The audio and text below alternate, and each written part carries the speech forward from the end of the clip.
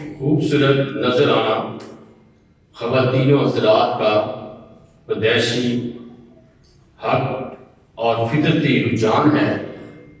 اس کے لیے ہزاروں روپیہ خرچ کیا جاتا ہے، بہت سا وقت صرف کیا جاتا ہے تاکہ انسان اپنے آپ کو خوبصورت بنا کر دوسروں کے سامنے پیش کرے۔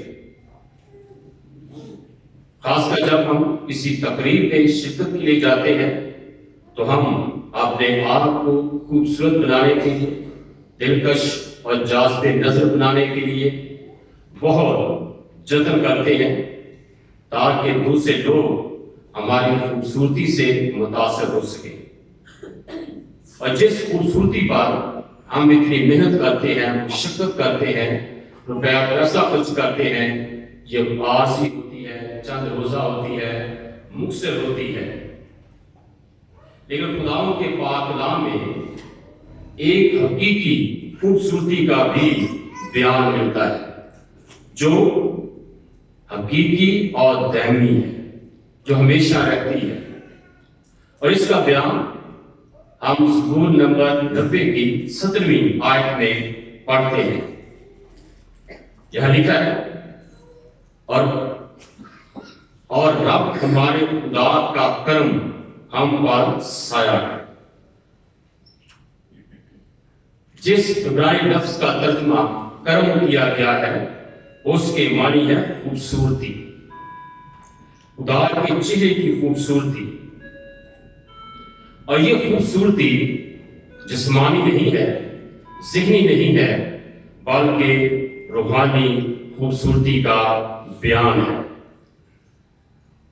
جب زبورنویس مرد خدا موسیٰ یہ کہتا ہے، اور رب ہمارے خدا کا کرم ہم پر سایہ کرے، تو جو عبرانی لفظ ہے وہاں پر ہے اپنے چہرے کی خوبصورتی کا سایہ کرے، اپنے کرم کا ہم پر سایہ کرے۔ اور یہ خوبصورتی مختلف صورتوں میں نبیوں، رسولوں اور ایمانداروں میں پائی گئی۔ مثلا ابراہیم کے ایمان میں، ایوب کے صبر میں، یوسف کی پاکیزگی میں، پالوس رسول کی سرگرمی میں، یوحنا رسول کی محبت میں ہمیں یہ خوبصورتی نظر آتی ہے۔ لیکن یہ سب کچھ ہم خداوند یسوع مسیح میں پاتے ہیں۔ مقدس پالوس رسول فرماتے ہیں، کیونکہ الوہیت کی ساری معموری اسی میں مجسم ہو کر سکونت کرتی ہے۔ یہ باطنی خوبصورتی ہے، یہ خدا کی خوبصورتی ہے، اور یہ دل میں موجود ہوتی ہے۔ خوبصورتی خدا کی ذاتی صفت ہے اور لازوال ہے۔ دنیا کی خوبصورتی بے ثبات ہے، وہ گھٹتی رہتی ہے، لیکن خدا کی خوبصورتی بڑھتی رہتی ہے۔ اس میں کبھی کمی واقعہ نہیں ہوتی۔ خدا یہ خوبصورتی انسانوں میں دیکھنا چاہتا ہے، اور یہ لاشعوری خوبصورتی ہے۔ جب ہم اس کا اطلاق انسان پر کرتے ہیں تو یہ آیات ہماری مدد کرتی ہیں۔ اور اپنی کتاب اس کا 34واں باب اس کی 29ویں آیت پڑھے تو یہاں پر ہم دیکھتے ہیں کہ جب موسیٰ خدا سے باتیں کرنے کے بعد، خدا سے 10 احکام دینے کے بعد واپس آتا ہے، پہاڑ سے نیچے اترتا ہے، تو اس کے چہرے پر جلال نظر آتا ہے، اس کا چہرہ چمک رہا ہوتا ہے۔ خدا کی حضوری میں رہنے کے باعث، خدا کی رفاقت میں رہنے کے باعث خدا کی خوبصورتی موسیٰ کے چہرے پر نظر آتی ہے۔ خدا کا جلال موسیٰ کے چہرے سے چمک رہا ہوتا ہے، اور یہ وہ خوبصورتی ہے جس کا ذکر یہاں پر موسیٰ کرتا ہے کہ خداوند کہ رب خدا، اور رب ہمارا خدا کا کرم ہم پر سایہ کرے۔ اور ہم دیکھتے ہیں کہ جب موسیٰ خدا کی حضوری میں ہوتا ہے تو خدا کی خوبصورتی موسیٰ میں منتقل ہو جاتی ہے، اور جب موسیٰ نیچے پہاڑ سے نیچے آتا ہے تو لوگ موسیٰ کے چہرے پر خدا کی خوبصورتی، خدا کی جلال کی چمک دیکھتے ہیں، اور موسیٰ چہرہ ڈھانپ کر پھر لوگوں کے سامنے آتا ہے۔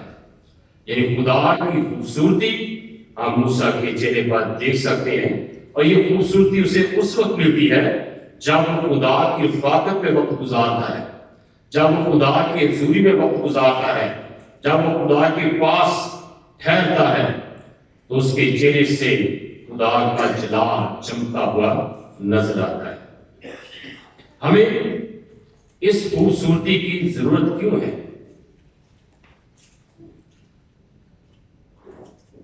مقدس داؤد اپنی ضرورت کا اظہار کرتے ہیں، اس کی ہمیں ضرورت کیوں ہے؟ کیونکہ خدا نے انسان کو اپنی شبیہ اور اپنی صورت پر خلق کیا تھا۔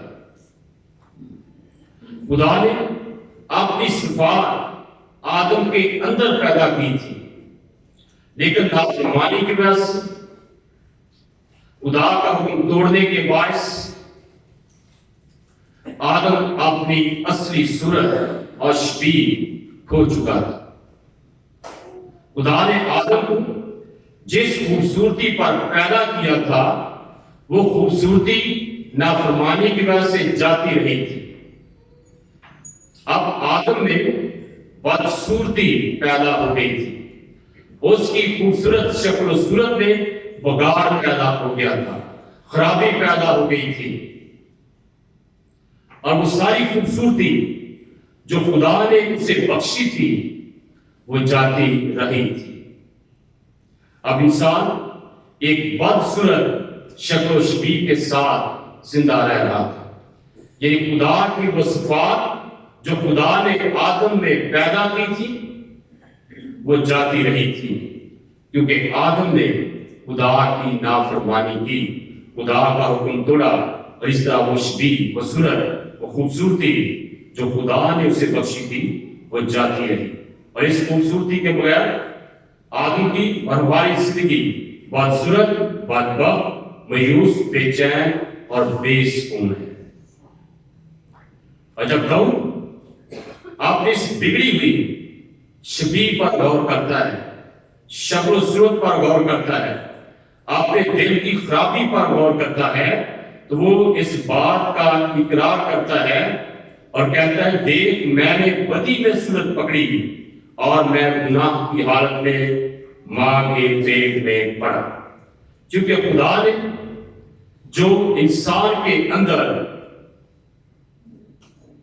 لیاقتیں اور خوبیاں پیدا کی تھی، جب وہ جاتی رہی تو انسان فطرتاً گناہگار ہو گیا، وہ بدعت سے برگشتہ ہو گیا، اور اب اسے ضرورت تھی کہ اسے ایک نئی شبیہ، نئی صورت عطا کی جاتی۔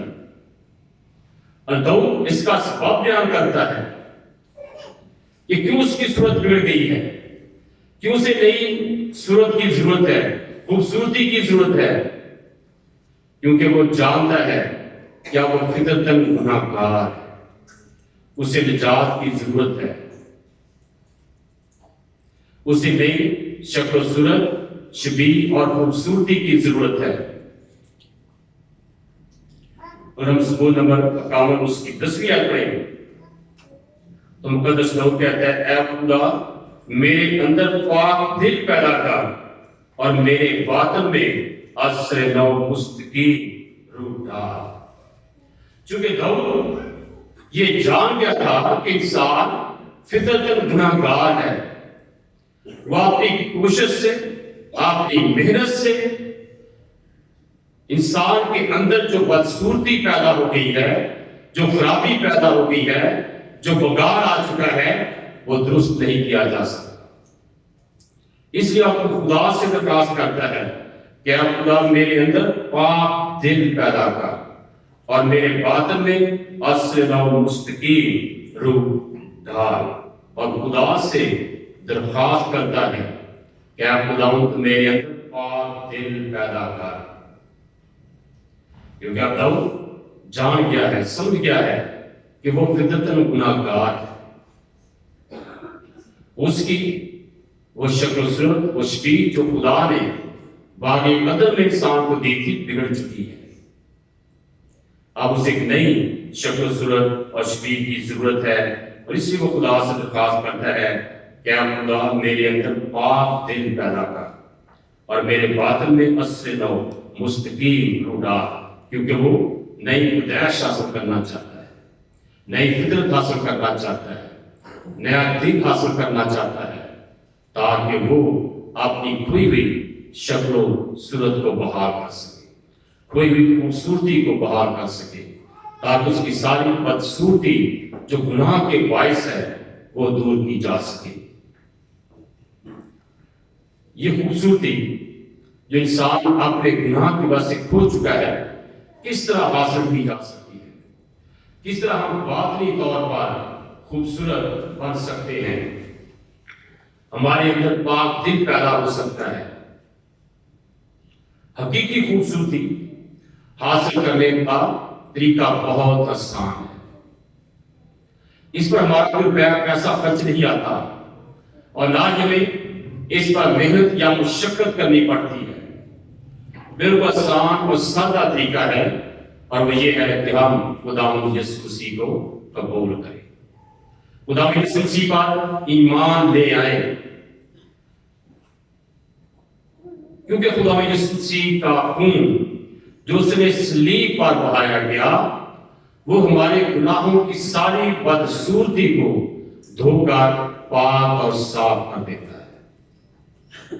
ہمارا باطن جو بدصورت ہے، جس میں گندگی بھری ہوئی ہے، خداوند یسوع مسیح کے پاک خون سے وہ پاک اور صاف ہو جاتا ہے۔ ہمارے اندر ایک نیا دل آ جاتا ہے۔ اس لیے مقدس پولس رسول فرماتے ہیں، اگر ہم پولس کا خط دوسرا خط کرنتھیوں کے نام اس کا 5واں باب اس کی 17ویں آیت پڑھیں تو خداوند کے پاک کلام میں لکھا ہے، اس لیے اگر کوئی مسیح میں ہے تو وہ نیا مخلوق ہے، پرانی چیزیں جاتی نہیں، دیکھو وہ نئی ہو گئی۔ اس لیے اگر کوئی مسیح میں ہے تو وہ نیا مخلوق ہے۔ جو خداوند یسوع مسیح کو قبول کرتے ہیں، جو اس پر ایمان لاتے ہیں، وہ نیا مخلوق بن جاتے ہیں، وہ نئی انسانیت حاصل کرتے ہیں، نئی فطرت حاصل کرتے ہیں، اور انسان کے اندر جو پرانی چیزیں ہوتی ہیں وہ چیزیں نئی ہو جاتی ہیں، اور یہ نیا انسان، یہ وہ نئی خوبصورتی ہے جس کا ذکر زبور 90 میں ہم دیکھتے ہیں کہ خدا اپنے کرم کا سایہ ہم پر کرے، اپنی خوبصورتی ہمیں بخشی، خوبصورتی کا خوبصورت چہرہ ہماری طرف جلوہ گر فرمائے، اور جب ہم خداوند یسوع مسیح کو قبول کرتے ہیں تو ہماری پرانی فطرت، پرانی انسانیت جاتی رہتی ہے، اور ہم ایک نیا انسان بن کر، نئی مخلوق بن کر اپنی زندگی بسر کرتے ہیں، اور یہ خوبصورتی مرحلہ وار خدا ہمیں عطا کرتا ہے۔ نمبر 1، خدا ہمیں راست باز ٹھہراتا ہے۔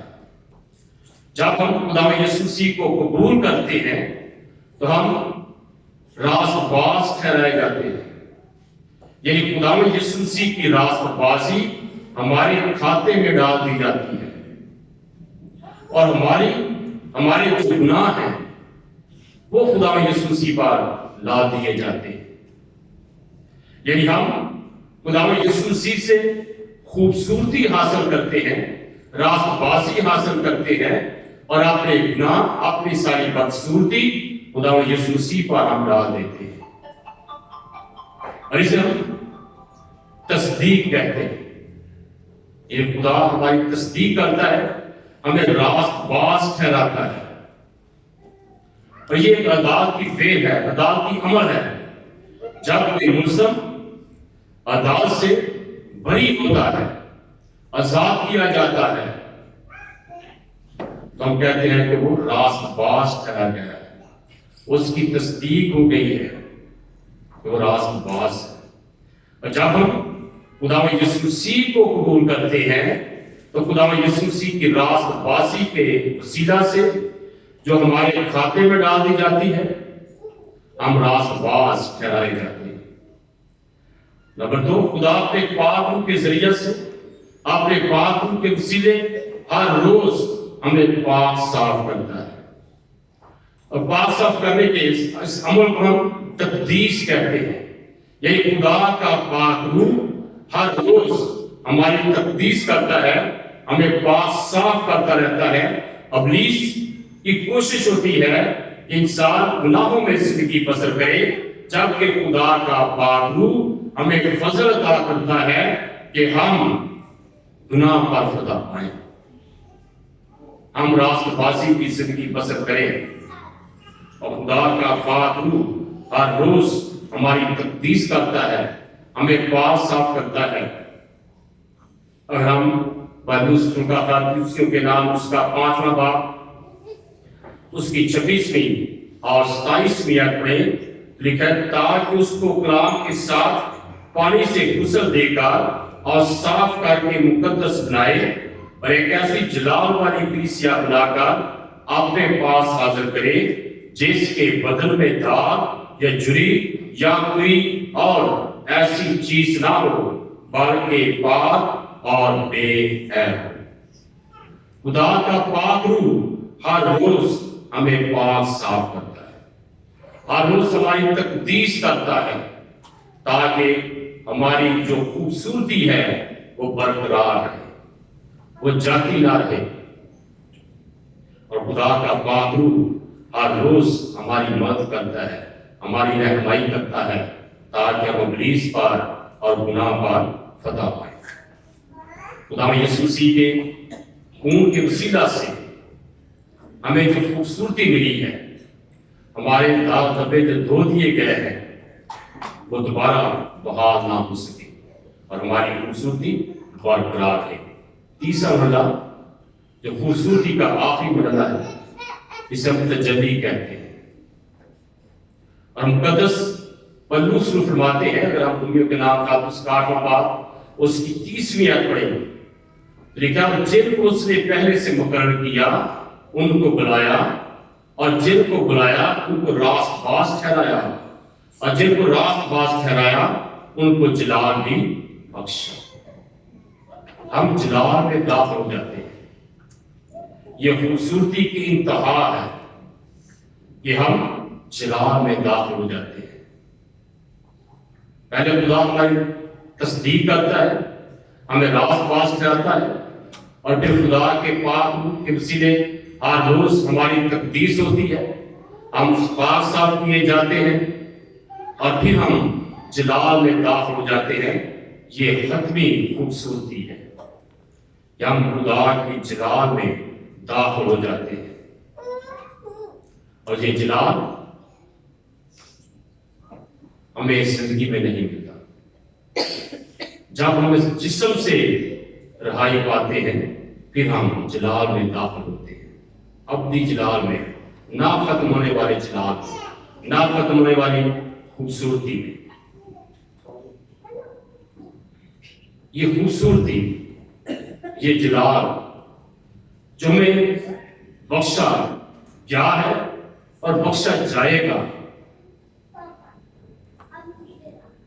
یہ خدا یسوع مسیح کے وسیلے سے ہے، خدا یسوع مسیح کے بہائے ہوئے خون کے وسیلے سے ہے۔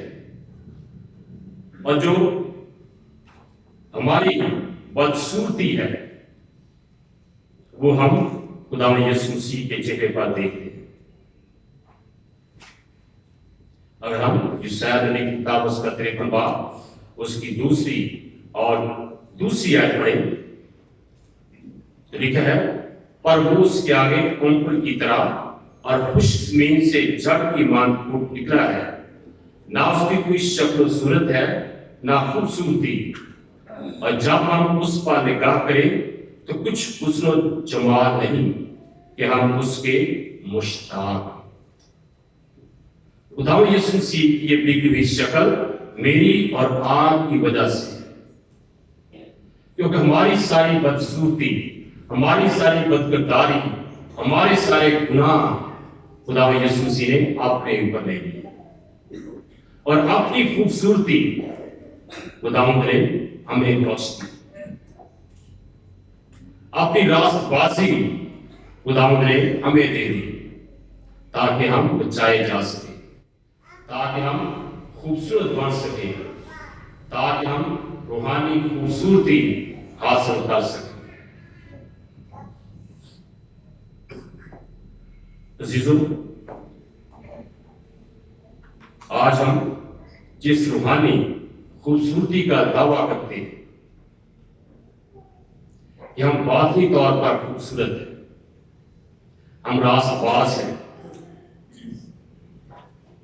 یہ خدا کا فضل ہے کہ اس کے بیٹے نے ہمیں پاک صاف کرنے کے لیے، ہمیں خوبصورتی عطا کرنے کے لیے، ہمیں نیا انسان بنانے کے لیے اپنے آپ کو قربان کر دیا۔ یہ خدا یسوع مسیح کی صلیبی موت کے وسیلہ سے ہمیں نئی پیدائش ملتی ہے، نئی زندگی ملتی ہے، ہم نئے انسان بنتے ہیں، اور یہ شکل و صورت، یہ خوبصورتی ظاہری نہیں ہے۔ جب ہم خدا یسوع مسیح کو قبول کرتے ہیں تو ہماری یہ شکل و صورت ایسی ہی رہتی ہے، لیکن ہمارے باطن میں تبدیلی آتی ہے، ہمارے دل میں تبدیلی آتی ہے، ہماری روح میں تبدیلی آتی ہے، اور وہ خوبصورت بنتی ہے۔ اور پھر جو ہمارے کام ہیں وہ یہ ثابت کرتے ہیں کہ ہم تبدیل شدہ انسان ہیں، ہمارے دلوں میں تبدیلی پیدا ہو چکی ہے۔ لوگ پھر ہمارے کاموں کو دیکھ کر ہمارے بات کی جو آسمان پر ہے تمجید کرتے ہیں، تعریف کرتے ہیں، اس کی حمد و ستائش کرتے ہیں۔ جب تک یہ خوبصورتی ہمارے اندر پیدا نہیں ہوتی، ہمارے کام خوبصورت کام نہیں ہوں گے، دلکش اور جاذب نظر نہیں ہوں گے، معیاری نہیں ہوں گے۔ جب ہمارے کام خوبصورت نہیں ہوں گے، نیک کام نہیں ہوں گے، پھر لوگ ہمارے بات کی جو آسمان پر ہے تمجید نہیں کریں گے۔ اگر ہم یہ دعویٰ کرتے ہیں کہ ہم نیا انسان ہے، نئی مخلوق ہے، ہمارے اندر تبدیلی پیدا ہو چکی ہے، خداوند کی خوبصورتی ہمارے اندر پیدا ہو چکی ہے، تو پھر ہمیں اپنے کاموں سے یہ ثابت کرنا ہے، اپنے کاموں سے یہ ظاہر کرنا ہے، ہمارے کاموں کی وجہ سے یہ خوبصورتی، یہ تبدیلی، نئی فطرت لوگوں کو نظر آنی چاہیے۔ ہمارے اندر جو خوبصورتی ہے وہ نظر نہیں آتی کیونکہ وہ ہمارے باطن میں ہوتی ہے، روحانی ہوتی ہے، لیکن ہمارے جو کام ہیں وہ یہ ثابت کرتے ہیں کہ ہمارے اندر تبدیلی پیدا ہو چکی ہے، ہمارے اندر نیا اور پاک دل پیدا ہو چکا ہے، پرانا دل جاتا رہا ہے۔ اس لیے ہمیں اپنے کاموں سے یہ ثابت کرنا ہے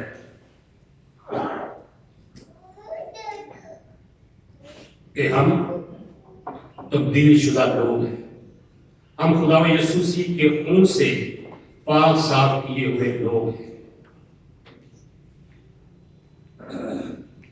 ہم نے یہ ثابت کرنا ہے کہ ہماری جو خوبصورتی کھو چکی تھی، ہماری شکل و صورت جو بگڑ چکی تھی، खुदा यीशु मसीह के खून के वसीला से बहाल हो चुकी है। और वो लोग जो अभी तक इस बिगड़ी हुई बदसूरत शक्ल सूरत के साथ जिंदगियों के साथ इस दुनिया में जी रहे हैं, हमने उनको भी बताना है कि किस तरह वो अपनी खोई हुई खूबसूरती, खोई हुई शक्ल सूरत बहाल कर सकते हैं, पाक जिंदगी हासिल कर सकते हैं, नया दिल पर नई रूह हासिल कर सकते हैं। उन लोगों को हमें खुदा यीशु मसीह के पास लाना है ताकि वो लोग भी जो हकीकी खूबसूरती है, जो अब्दी खूबसूरती है, वो हासिल करें। और ये खूबसूरती हासिल करने का एक ही तरीका है, और वो तरीका ये है कि हम अपने आप को खुदा यीशु मसीह के पास लाएं। हमारे गुनाह चाहे कितने ही स्याह क्यों ना हो, क्रिमजी क्यों ना हो, खुदा उनका खून उन्हें धोकर साफ करता है। हम रास्तबाज ठहराए जाते हैं, हम बात साफ किए जाते हैं, हमें नई फितरत मिलती है, नई इंसानियत मिलती है, पाक दिल मिलता है, और फिर हम इस नई फितरत के साथ, नए दिल के साथ जिंदगी बसर करते हैं। अगर आज तक हमने हकीकी खूबसूरती हासिल नहीं की, अगर आज तक हम पुराने वरना पाक दिल के साथ जिंदगी बसर कर रहे हैं, तो आज खुदा आपको नई जिंदगी देना चाहता है, नया दिल देना चाहता है, पाक दिल आपके अंदर पैदा करना चाहता है, आपकी फितरत को तब्दील करना चाहता है, आपकी सारी बदसूरती को दूर करना चाहता है। गुनाह के बायस जो आपकी जिंदगी में बगाड़ आ गया है, खुदा उस बगाड़ को दुरुस्त करना चाहता है। और इसके लिए खुदा चाहता है कि आप उसके पास हैं, उसके बेटे खुदा यीशु मसीह को अपना शख्सी निजात दहिंदा कबूल करें। उसका खून हमें तमाम गुनाहों से पाक साफ करता है, ताकि हम नई सूरत, नई खूबसूरती हासिल करके अब्दी जलाल हासिल करें, जो कभी ना खत्म होने वाला जलाल है। और ये जलाल खुदावंद की खूबी है, खुदावंद की सिफ्त है, खुदावंद की ज़ाती खूबी है। और जो लोग उसकी हिफाजत में रहते हैं, उनका चेहरा ये ज़ाहिर करता है कि वो खुदा के लोग हैं। जब मूसा पहाड़ से नीचे आता है तो उसका चेहरा चमक रहा होता है, लोग अंदाजा लगा लेते हैं। इसी तरह लोग हमारे कामों से ये अंदाजा लगाएंगे कि हम खुदा में यीशु मसीह के खून खरीदे हुए लोग हैं। आइए हम अपने सरों को खुदा के हुजूर में झुकाएं और दुआ मांगें।